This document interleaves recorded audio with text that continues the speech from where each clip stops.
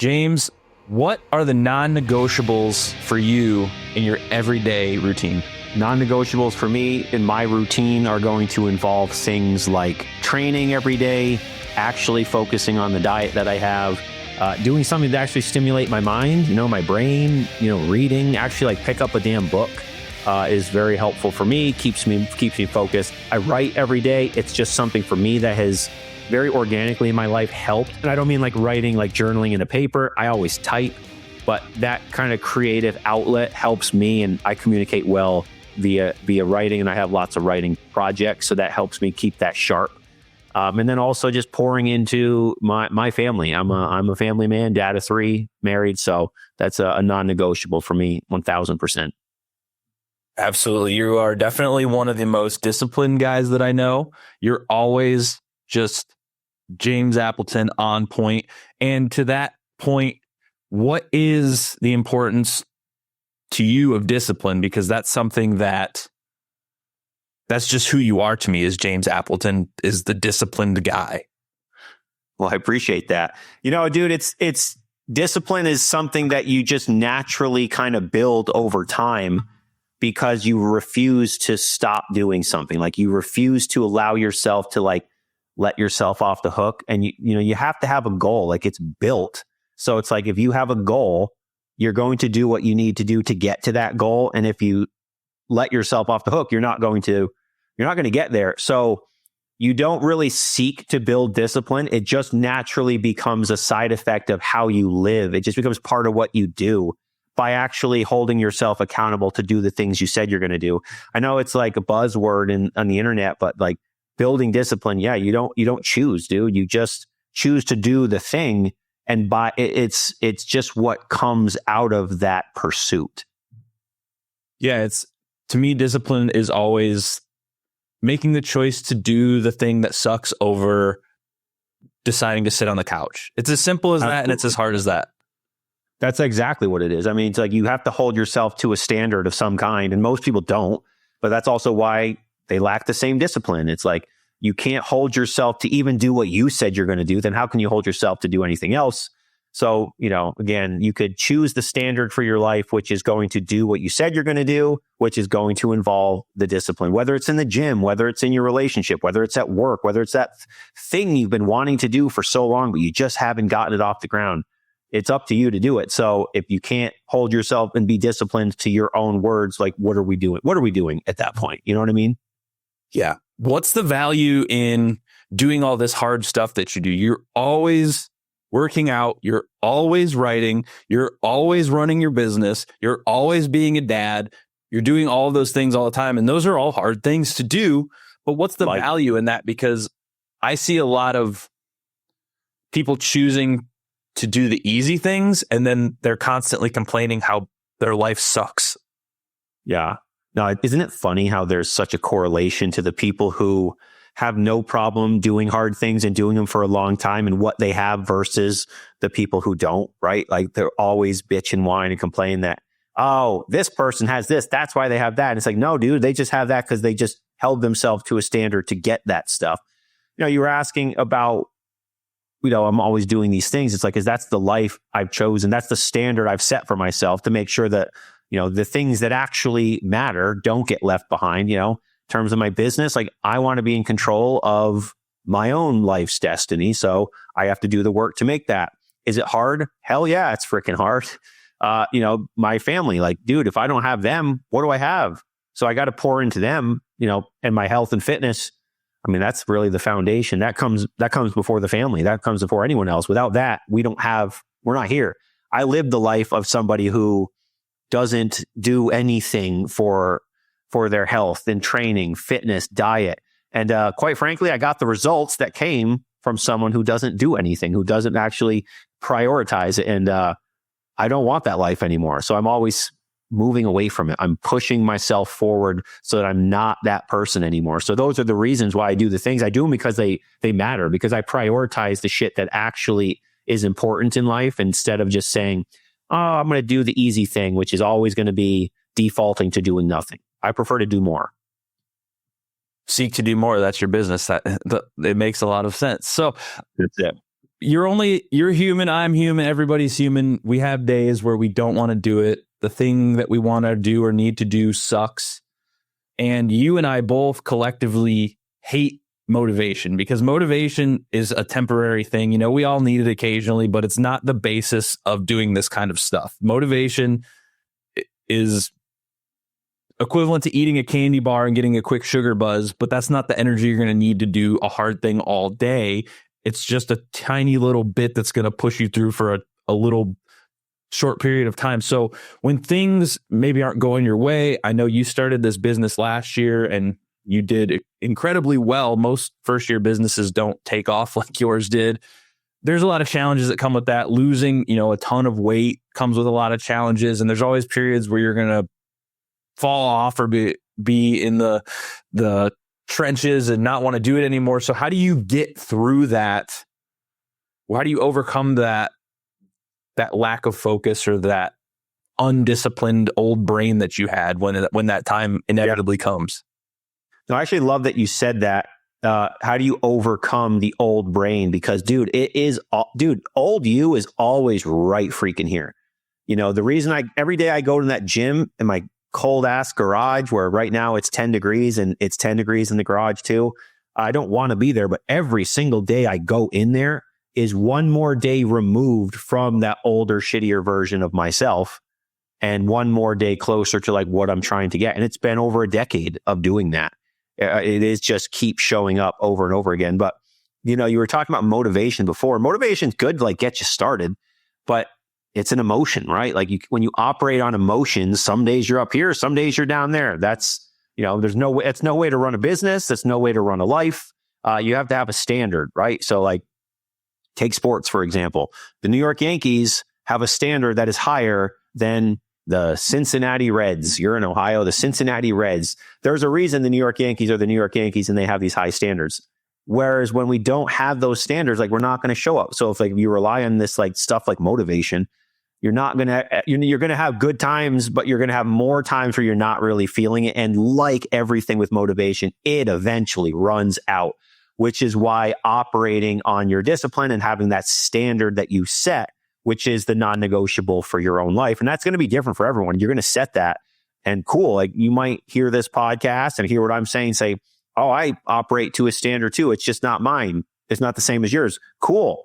Do you. I'm going to do me, and I'm going to choose to operate on a higher standard because I want the results that come from a life that operates on a higher standard, not on, motivation, fleeting emotions. Like that's no way to actually get to your goals, right? Like we all know that the stuff we want is on the other side of hard. So if we just do the easy thing every single time, you're going to get the life that comes from the person who does the easy thing every single time.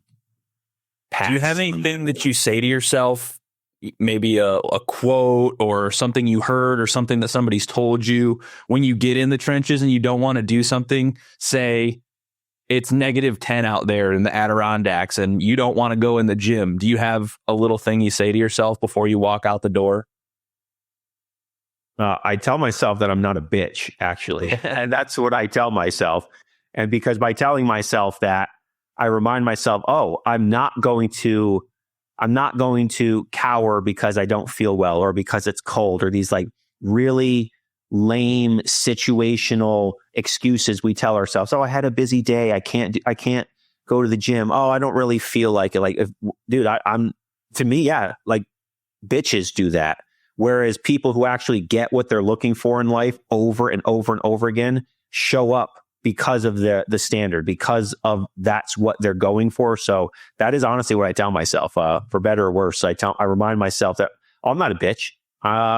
Yeah, I can go do that. And dude, honestly, shockingly effective and powerful to remind yourself that, because the average person is going to operate on their emotion. They are going to tell themselves it's too cold to train. They are going to do these things, but I don't want to be that person. And I've been that person. I was that person for almost 30 years and pass. Once again, pass. Did it, saw the life it built, not a fan, decided to get to work. Now I've seen the life that getting to work builds. And I'd rather be working hard and getting that life than doing nothing and having the the life that comes by taking the easy route. 1,000%. Well, a lot of this stuff I hear nowadays, I mean, I don't inherently think there's anything wrong with this stuff about, be nicer to yourself, but sometimes you can't. Sometimes you have to be hard on yourself because nobody's going to be hard on you for you, especially in the life that you're living where you're running your own world. Nobody's there saying, James, you got to get up today and go get to work. You could sit on your couch, you run your own business. You could sit there and be like, I'm not going to do anything today. But, I don't think it's necessarily bad to be hard on yourself sometimes because you need to. I get stuff done. I get in those modes where I want to sit here and watch YouTube videos for 12 hours and listen to death metal, just zone out and do nothing. But I have to tell myself too, I have a lot of people that have WWJD. I say, what would James do? And I know that you're sitting at that desk right there doing something, and that gets me motivated. And then, you have your Glad to hear it. Not a bitch card holder secret society, which I'm gladly part of. I get called a cult leader all the time. I guess I'm like, I lead a cult because I actually believe people are capable of doing more. And when they start to do more and they see that within themselves and realize that for themselves, all of a sudden their floor raises tremendously and they shatter the ceiling that was above them. So yeah, I guess you could call me a cult leader because I actually believe in people instead of people like not believing in themselves or believing the bullshit lies that society tells you how, oh, you shouldn't do much exercise. You're not, oh no, it's normal to, live a mediocre life. And it's like, actually, you can do so much better for yourself. All you got to do is just start doing the work to get there. And you'll be shocked at how you're able to actually get there. That's kind of the message that I had that because I lived it. I learned it for myself by just, holy crap, doing these things over and over and over again and just building that kind of muscle memory to go after something that's hard, and now helping other people do the same is great. Yes. And it's been demonized a little bit. Like the entirety of what you do has been demonized a little bit in society as a whole. But you ultimately have a positive message of, I believe that you can do more. And people take that as negative because you're saying you have to go beyond yourself. It's not okay to be 500 pounds and, it's bad for your health. Get yourself in order. And I've never met a single person in my life, including myself, who is severely obese. And then when they lost all that weight said, I just wish I could go back to that. It was so much easier back then. Not a chance. Going to the gym for an hour a day is significantly easier than not being able to breathe walking to the mailbox. Absolutely. Dude, I mean, it's like, you and I both talked about our 300-pound days. Dude, those were the days. Yeah. Do I want to go back and sometimes and just like eat without caring? Of course. Who doesn't? But do we want the results that come from that? Hell no. I don't want the results that had it, didn't care for it, did the work to, kind of get it off there. But I think it really comes down to, what you were talking about, how when I say like people are capable of doing more, but it's because I have a foundation of like, I believe in you that you can, and I want to help you realize that yourself. It challenges people's world. Like I'm actually like challenging you, and people don't like to be challenged. Some people thrive on challenge, but most people see that as a threat.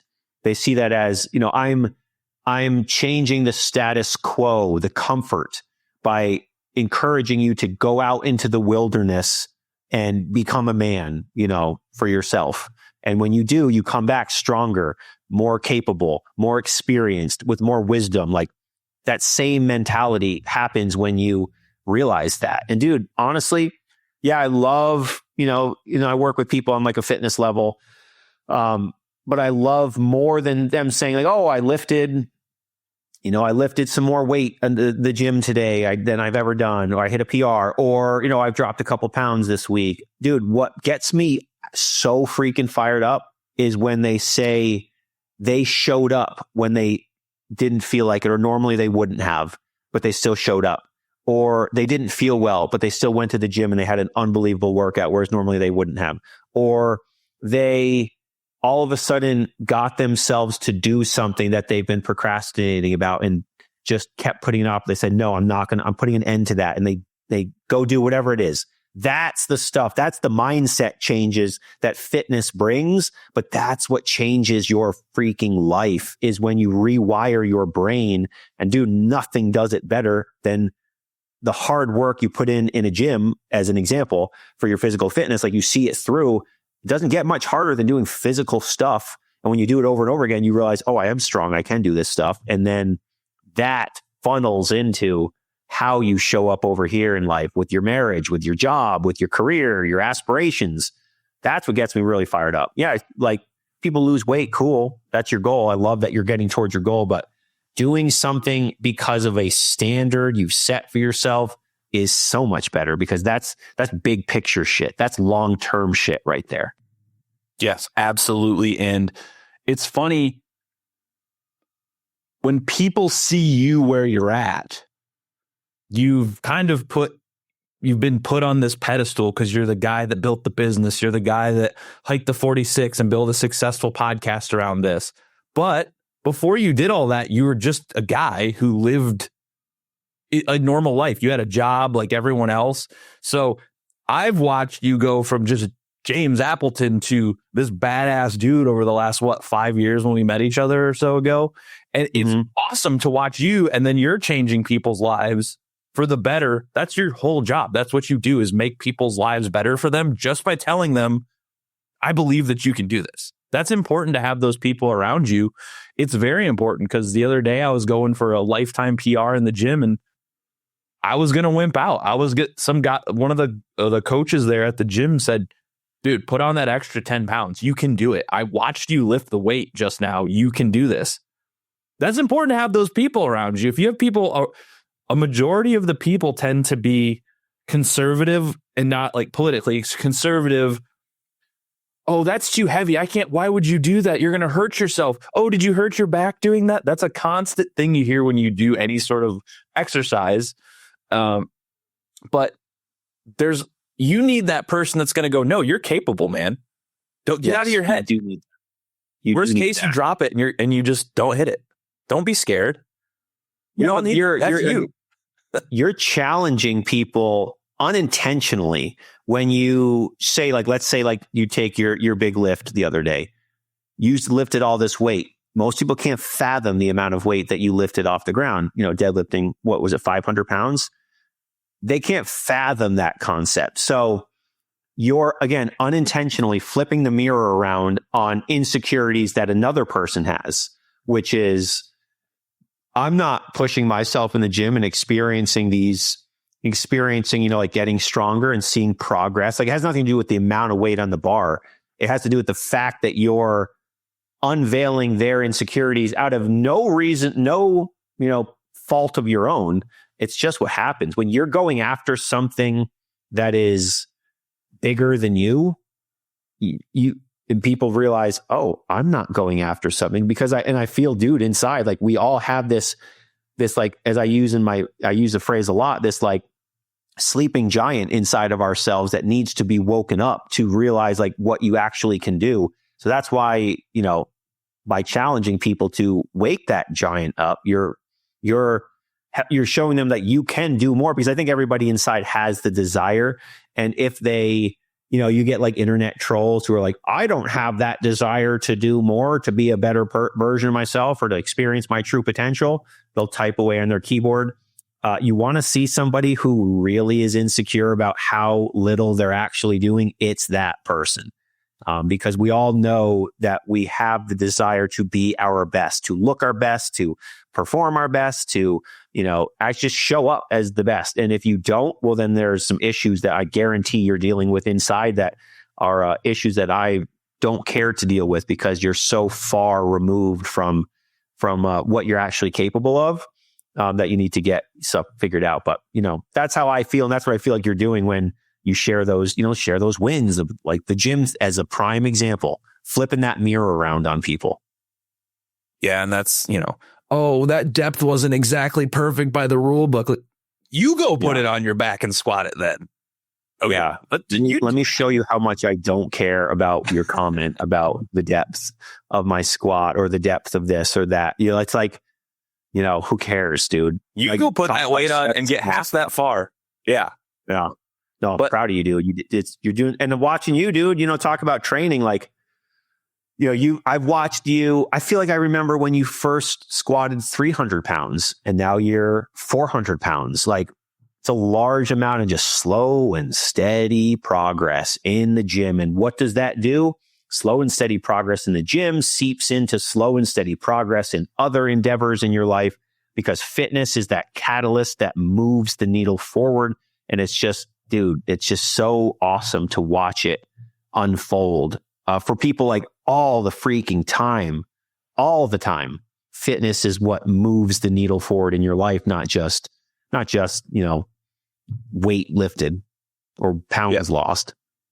Well, fitness is just an easy target because it's accessible. You can get a Planet Fitness membership for $10. It doesn't, you can buy a used bar and put it at your house, or a kettlebell, and get fit. There's no barrier to entry. You can do push-ups and run. Mm-hmm. There's no barrier to entry, but it's hard. So it's just easy to talk about because it's something I feel that dedicating myself to a fitness routine, whether I want to or not, and I say this all the time to people that I know, is it doesn't have to be what I'm doing. It doesn't have to be what James is doing. You don't have to do Paralympic lifting. You don't have to do Olympic lifting. If you enjoy running, run. Just do anything. If you can manage 20 minutes a day with push-ups, air squats, and a quick jog, you're doing more than 85% of the general public, probably. Sure. And that's scary. But it's a mental thing. It's nothing about the weight. It doesn't matter. 100%. No, the weight is irrelevant. The weight is different for everyone, but it's really just about like doing something is going to be better than nothing. And that translates to the gym, translates to that project you've been needing to do, the house project you've been putting off. Like, just start doing something and it will snowball. Man, will it snowball. So something that you and I talked about recently, just on a casual phone conversation, was it's getting harder to be less available and to say no to people. And every business person I've ever interviewed, talked to, whether publicly, privately, whatever, they all say you have to get better at saying no. And it's hard because I'm from the Midwest. You just kind of like people pleasing mentality. You always want to, make everyone happy, but it's hard to say no. But I found that saying no to doing things that I actually do not want to do and have no interest in has made my life so much better. No, I do not want to go to the social event. Oh, it's a great networking opportunity. Okay, but I still don't want to go and I will have a bad time, so I'm not going to go. So do you find that it's hard to say no, even because you always have people clamoring for your time in the business that you run? Mm-hmm. Do you find it easier to say no, or is it? No, I mean, I feel like, time is the only thing you're never getting back. Of course, we all know that. We all understand that concept. But I've also been very similar to you in my adult life, where it's like, as time is gone, if I don't want to go to something, I'm not going. Dude, let me tell you something. I have not been to a wedding in probably a decade. And I've been invited to plenty of them. Plenty of my friends have gotten married. And guess what? Sorry, not going to your wedding. Don't care. Love you. Hope your marriage works out very well. You know where to find me. Let me give you a call. I'm not going to travel, across the country or across the state or anything to go to the wedding. I just don't freaking want to. And it just comes down to just choosing what I want to do and what I don't. And I'm just like you, dude. If I don't want to, I'm not going to. Now, that's about like things involving my time. How many times do I not want to go to the gym all the time? But I go because I want the result that comes from that. Quite frankly, the result from, let's use your social event circle thing. If you don't feel the result is going to come, well, then why would you waste your time doing it? But I find I am a people pleaser by nature. I'm the type of person who's helping people all the time. And I do find that I could do a better job saying no. So I wouldn't say I have it perfect, but I'm also very quick to say, if I don't want to go do something, I'm not going to. It's good that way. You're setting boundaries for yourself. You're setting, you're building, carving out the life you want. Because honestly, every single person or that would, let's use that event as an example. Nobody will really care if you're there or if you're not. 5 minutes that it's over, everyone's moved on because everyone's focused on themselves.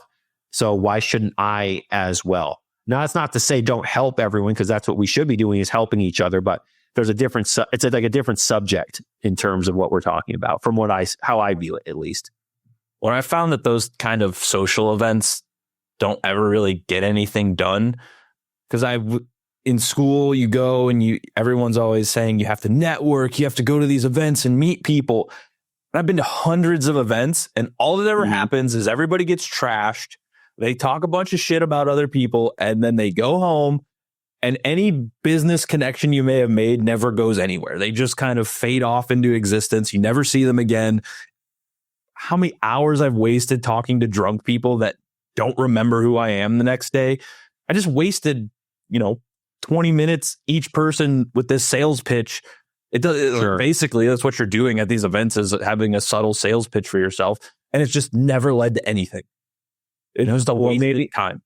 Sure. No, I understand. I've never personally gone to like networking events, so I'm not really familiar with it, but I take your word for it. And if it's something that you don't feel is getting you what you need, you're a smart man. And I've seen it with you. Like you're able to think outside the box. And, so that those like typical things, the networking events, like you're good at thinking outside the box to get the same result, but in a different way. So I think that's a prime example of how something isn't worth your time, but you can still get the result you're looking for. And a person like yourself will figure out how to get the result, even if this event isn't the way to do it. Well, I appreciate that. I think that a lot of that has to do with something I actually got from you, and, just reading a lot of the literature, I suppose you could say, about that stuff, was once I got social media off of my phone, it opened up more time for me to think about what's going on in the real world instead of looking at all this bullshit on social media. I mean, my anxiety has gone down. My frustration has gone down. Everything has plummeted, and I can sit and just think about things. And yes, it's quote unquote boring, but I think there needs to be more boring for people nowadays, because it's an onslaught. It's a continual. When I deleted social media off my phone, I literally felt like I was having a withdrawal. Yeah, it's not good. It was bad. It was eye-opening. You pick up your fingers, you just like scroll over on your phone to wherever like the app was, as just like muscle memory. Dude, it's not good. It is a drug. It is an addictive drug. We know that. Oh man, I'll tell you, dude, not having to do social media will be like my favorite part of life in my business, where I can have a full-time social media person so that I don't touch it, because I find the negatives outweigh the positives on a life perspective, 1000%. I also saw, what was I reading? I was reading about how like we as humans, because of cell phones, we're like losing the ability to just sit and exist in nothingness. So, for example, let's say you and your wife are going somewhere. You go, she's going to run, you're going to park in the parking lot. She's going to run into the store real quick, just grab the milk that you forgot. You put the car in park. What do? You take your freaking phone out. You look at your phone, because we can't even just sit there for 5 minutes and just exist. You go into the damn toilet. What do? You got your phone with you. Also gross, but like we just can't even sit and just exist in nothing. We can't unplug. It's not good. It's a bad situation we find ourselves in here in life. But I'm right there with you, dude. It's tough. If anybody's having a hard time with it, read the book Digital Minimalism by Cal Newport. I read that book and I was blown away. I was like, I have to get this off my phone. And I did. And it felt like I was having, nicotine withdrawals or alcohol withdrawals or something. It was insane. I had to rewire my brain. And even to this day, I still have a habit where I will pick up my phone and just scroll to some random page and there's nothing there. And I have to remind myself, oh yeah, that this is so wired in your brain. It's been months and it's just. Yeah. Digital minimalism. I'm going to pick up that book. Is it a quick read or is it a long read? I feel like a book like that should be a real fast, like, it's not short, but it's quick because you get, it's one of the, for me, it sucked me in with the information. I was continually flipping the page. Just, it hit so close to home, and everything that it was happening to me and the way I was feeling with all that stuff, it just resonated so well that I just blew through it in days. It's not a short, it's probably at a few hundred pages, but it's worth the read for anyone, I think, currently. And even if you can delete social media for a month off your phone and just reset, you will be shocked. You'll see things you've never seen. You'll hear music that you've heard 1,000 times, but actually hear it and you're like, holy shit, I've not been paying attention to anything. I haven't watched a movie in 2 years without looking at Instagram. Yeah. No, dude, not good. In fact, I've even told my wife recently, I'm like, I need an alarm clock so that I can not have my phone as an alarm clock. And then at night, I could just leave my phone here in my office, which is disconnected from my house. And I'll just tell my parents, hey, if there's an emergency, call my wife's phone. I'm keeping my phone out here. Like, that's the extent that I need to go to unplug. And I haven't pulled the trigger on the alarm clock yet because I like when the alarm goes off, or I'm all type that always wakes up like 20 minutes before the alarm, just naturally. And I like to pick up the phone, have it in my hand, so the second the alarm goes off, I can stay under the covers and just like click to turn the alarm off, and then sit there and just hold it and say click. And then you can obviously leave the room and turn the alarm off, as opposed to, okay, I need to press snooze, but then I need to like figure out on my alarm clock, how do I turn it off now so it doesn't keep going off when my wife is sleeping?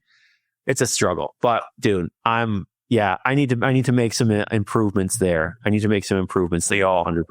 We all do. No, say I need to do it. No. I need to do what I said I'm going to do. I need to order the alarm clock today, and I'm going to do it. When we get off our podcast, that's it. I need to do what I said I'm going to do. That's the fucking James Appleton I know right there. That's it. Holding myself accountable to my own stuff. We all struggle, but like, it's up to us to make the choice to actually fix it. But the thing is, and I'll tell you, dude, cell phones are like it's why like quitting, or not quitting, but like losing weight is so hard, because you still have to do it. You still have to eat.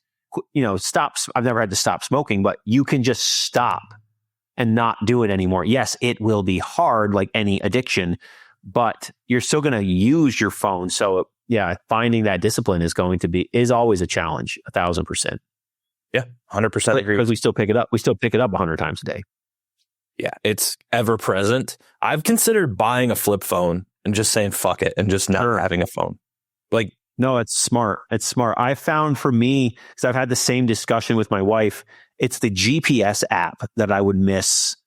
As the only app I feel like I don't want to not have is the GPS app, because the idea that I can get anywhere I need to go, or get a phone number for any business I need to call, or a website for anything. Where is this? Like, the GPS app is the biggest thing that I would miss. The rest of it, yeah, I can do without. I can go back to regular life.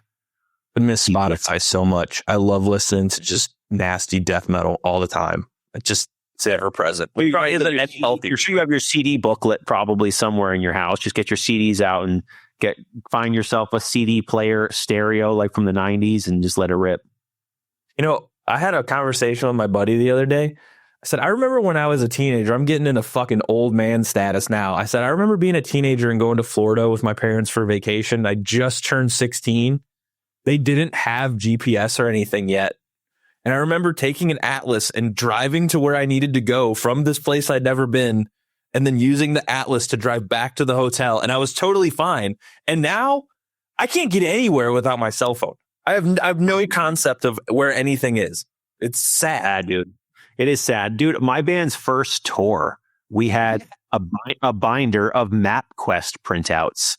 Like, that was just what we did. If you was like, all right, so we're going to go from this venue to this other venue. And it was like, okay, we cannot go anywhere off of this route because we don't know how to get where we need to go. So it's like people would offer to let you stay at their house. And it's like, dude, no, I can't stay at your house because it's like, yeah, I could follow you to get there, but I don't know how to get back to where I'm going to get back on my MapQuest printout. Or we would ask, like, do you have a printer?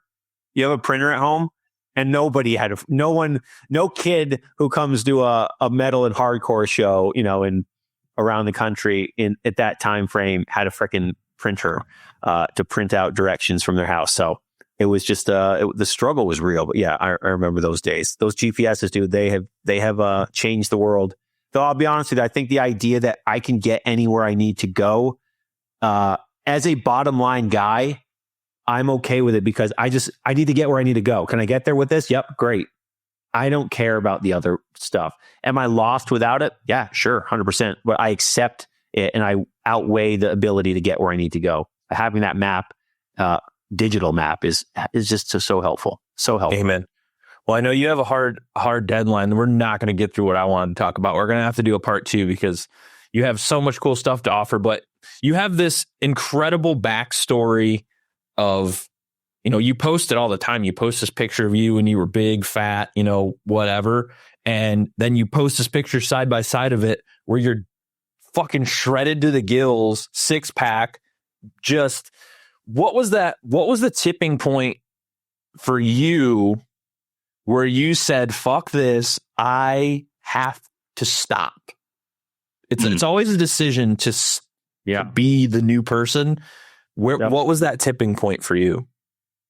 Yeah. First off, definitely not shredded. You can see my abs, but I would not call myself shredded under any. Get the fuck out of here, dude. I appreciate post a picture. I appreciate the compliment. But yeah, dude, it was December 14th, 2014. I remember the date because it was like that monumental. So my first daughter had been born a couple months earlier in September, a few months earlier. And I was 300 pounds.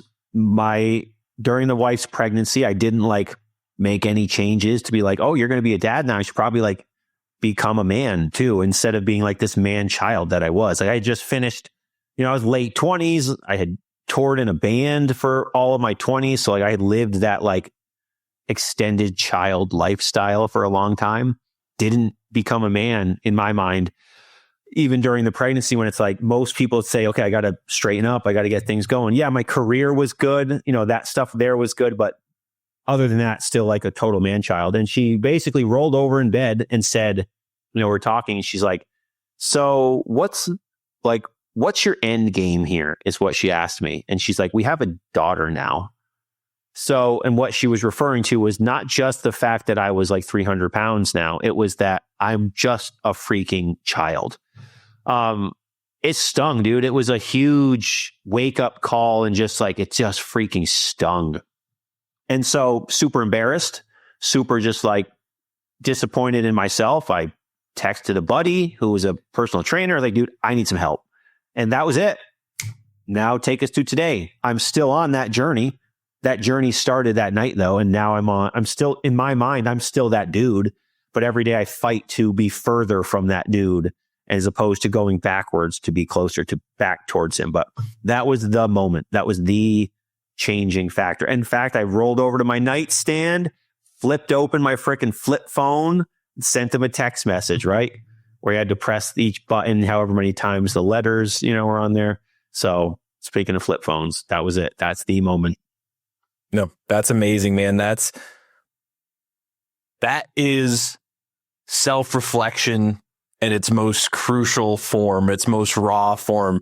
Is you said, I need to stop. In the terminology of James Appleton, I need to stop being a bitch.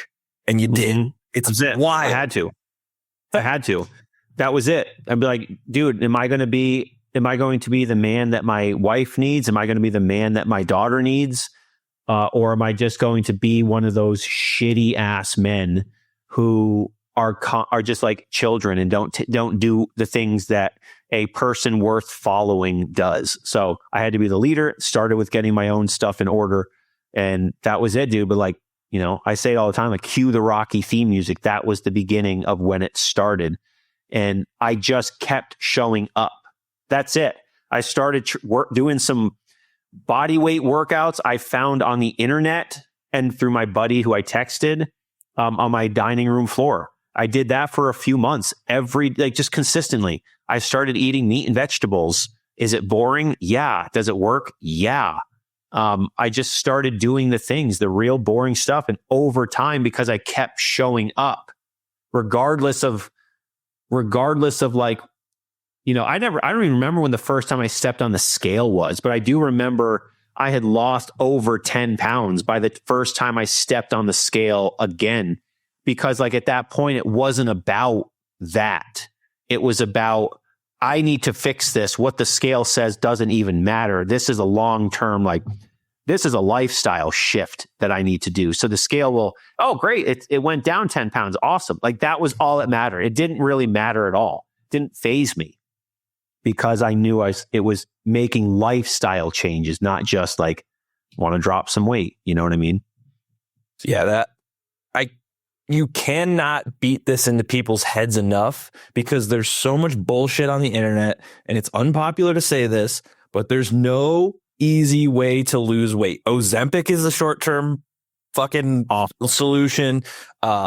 Cutting out, please, they'll be on a commercial in 10 years from now. Did you go on Ozempic? You're entitled to this class action lawsuit, please. Mm-hmm. It's all trash. It doesn't fix the root problem. You're putting a Band-Aid on the fact that you are undisciplined and you refuse to do things long enough. Nothing works for me. I can't lose weight. I did this thing once. I lost a few pounds and then I gained it back. Yeah, because you stopped.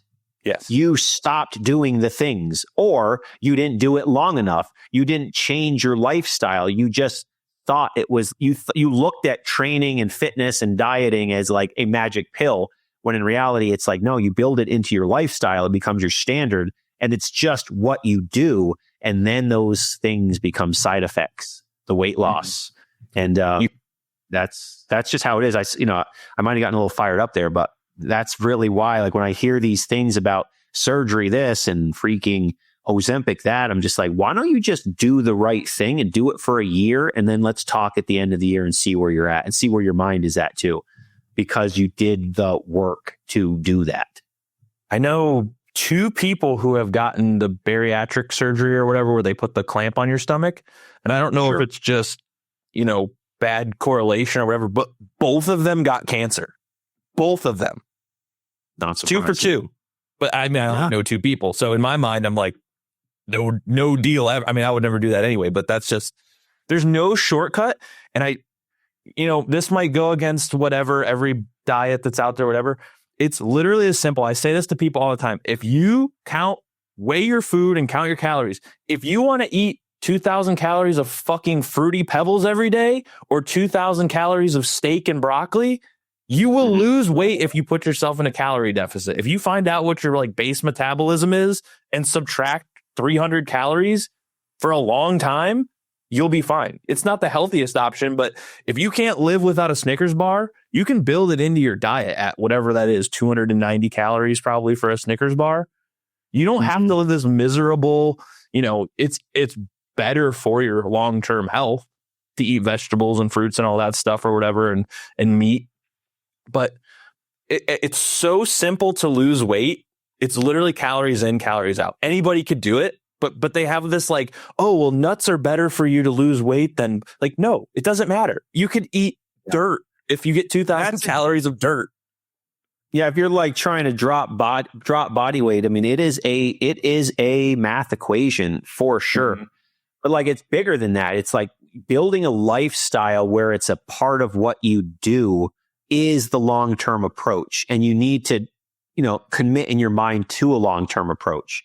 Like, honestly, if you're trying to lose 20 pounds plus, just commit your next year of your life to this process and let it be what it is. I'm willing to bet if you say, okay, I need to lose 20 pounds, this next year is like, this is what I'm doing. I bet you lose more for starters, but if you give yourself that amount of time to like make this happen and all your focus is on, I want to be consistent going to the gym every week, 3 days, 2 days, 6 days, 5 days, whatever you commit to, just see that, build that consistency and then make that the thing that matters. And then with your diet, same type of thing. It's like, okay, if you wanted to eat 90% of the time, follow a diet, do it. And then 10% of the time you can, get off the diet a little bit, enjoy life. You go to that birthday party or the barbecue, whatever. That's like a couple meals a week that you can still enjoy life a little bit, but still show discipline and a standard in your life for your health. Like also view it as like a health thing, not just a weight loss thing. Again, you view it as like, if your mind shifts to food is for health purposes and training is just to build consistency to keep going, the other stuff will happen. I mean, it's just going to happen. You do it and you do it long enough. Like you say, you commit that year of your life, watch what happens. And it's going to be hard. Every day is going to be a new challenge. Every week might be harder than the last week, or this week might be easier and last week was harder. Like, it's just the journey. See the journey through. I think that's really the ultimate game changer is that perspective shift in this subject. So speaking of other tipping points, I remember having a phone call with you. It was late at night and you had been trying to create this lifestyle program and you were going to do it with your podcast. And you're like, I'm going to build it around these 7 tenets. And it ultimately ended up being Seek to Do More, which is your business now. What was that tipping point where you decided I have to go and do this? I can't work for somebody else anymore. I have to go out on my own and be my own business, my own person. Where did that come from? Where did you say, I have to do this? Yeah. So dude, it's been quite a progression over the years. So I've always worked for myself in the sense of I've been a freelancer in the film industry since I was 22 years old, working on movies and TV shows of freaking all kinds. And in that line of work, it's up to you to find your job. Like no one's giving you anything. You have to find your work. So I've got really good at the hustle and the grind of finding the work. I never know where my paycheck's coming from. I never know if I might never make another dollar as of every day. Like you never know. So that built in me this ability to grind and to get creative and to find the money. So that was one helpful piece of this story, in terms of being able to kind of have that unknown element. But the Seek to Do More thing, dude, it's like as like you said, I mentioned it to you, mentioned it to some people. I was like building this thing that helped me get to be a better spot within my life. And again, I just wanted to like help other people do the same thing. But what the changing factor was the desire to get out of the film industry came during COVID because of their absolute barbaric actions during COVID in the film industry. That made me just want to I got to get away from you people, you Hollywood people who keep pushing your agenda on me. That was one thing.